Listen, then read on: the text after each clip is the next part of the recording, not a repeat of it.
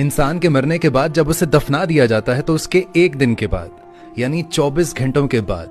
उस मुर्दे की आंतों में एक ऐसे कीड़ों का गिरोह जन्म लेता है। ऐसे कीड़ों का गिरोह अमल में आता है जो उस मुर्दे के पखाने के रास्ते से बाहर निकलता है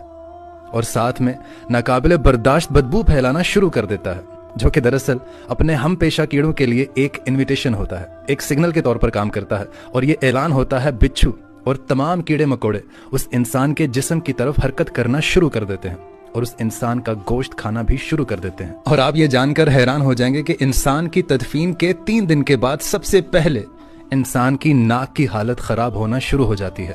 6 दिन के बाद इंसान के नाखून गिरना शुरू हो जाते हैं और 9 दिन के बाद इंसान के बाल भी गिरना शुरू हो जाते हैं और 9 दिनों के बाद इंसान के जिस्म पर एक भी बाल मौजूद नहीं रहता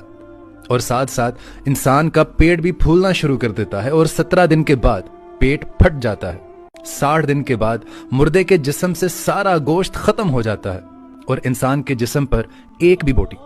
एक भी गोश्त का लोथड़ा मौजूद नहीं होता। और दोस्तों 90 दिन के बाद इंसान की हड्डियां भी एक दूसरे से जुदा होना शुरू हो जाती हैं।